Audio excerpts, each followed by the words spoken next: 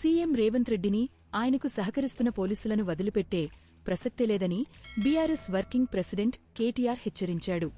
హీరోయిన్ల ఫోన్లను ట్యాప్ చేయించి తాను బెదిరింపులకు పాల్పడినట్లు జరుగుతున్న ప్రచారాన్ని కేటీఆర్ తీవ్రంగా ఖండించారు. ఈ విషయంపై ప్రత్యేక దర్యాప్తు బృందం సిట్ అధికారులను నిజమా అని అడిగితే అందులో ఎటువంటి వాస్తవం లేదని వారు తనకు తెలియజేశారని ఆయన స్పష్టం చేశారు. ఫోన్ ట్యాపింగ్ కేసులో సిట్ అధికారులు విచారణ జరిపిన అనంతరం ఆయన తెలంగాణ భవన్లో మీడియా సమావేశం నిర్వహించారు. ఈ సందర్భంగా కేటీఆర్ మాట్లాడుతూ సిట్ విచారణకు తాను పూర్తిగా సహకరించానని తెలిపారు.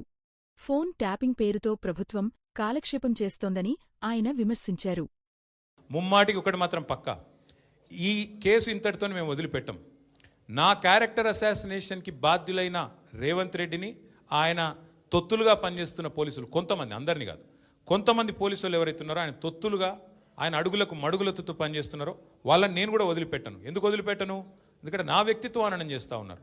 లేని లింకులు అంటగట్టి, లేని రంకులు అంటగట్టి, నాకు ఇష్టం ఉన్నట్టు ఎవరెవరో యాక్టర్లకు లింకులు పెట్టి చిల్లర రాజకీయం ఏదైతే చేస్తున్నారో ఈ విషయంలో నేను మాత్రం వదిలిపెట్టను. మీరేదో ఇవాళ ముఖ్యమంత్రి హార్వర్డ్కి పోయిండు, ఆడ వచ్చిరాని ఇంగ్లీష్లో ఏం నేర్చుకుంటుండో ఏం వచ్చిండో కానీ ఆయన వచ్చే వరకు టైంపాస్ చేద్దాము అని చెప్పి మీరు డ్రామా చేస్తున్నారు. మాకు తెలుసు, ధారావాహికలాగా నడుపుతా ఉన్నారు. మాకేం ఇబ్బంది లేదు. మీరు ఎన్నిసార్లు పిలిచినా వస్తాం. ఎందుకంటే చట్టాన్ని గౌరవించే పౌరులం, తప్పకుండా వస్తాం. మేము తప్పు చేయలేదన్న మాటనే చెప్తాము. మీరు ఎన్ని రకాల డైవర్షన్ గేమ్లు ఆడినా మేము మాత్రం అర్జునుడి కన్ను ఎట్లయితే ఆనాడు తన గురి మీదనే ఉండనో అట్లే మా గురి మొత్తం కూడా ఈ ప్రభుత్వ అసమర్థత మీద, మీ అవినీతి మీద, మీరు ప్రజలకిచ్చి ఎగ్గొడుతున్న హామీల మీద, యనుమల రేవంత్ రెడ్డి ఎగవేతల రేవంత్ రెడ్డికి ఎట్లా మారిపోయిండో అన్న దాని మీద 420 హామీలు ఇచ్చి ఇప్పటివరకు 4 హామీలు కూడా నెరవేర్చకుండా ఎట్లా ఈ లుచ్చా పనులు చేస్తున్నాడో వీటిని ఎండగడుతూనే ఉంటాం.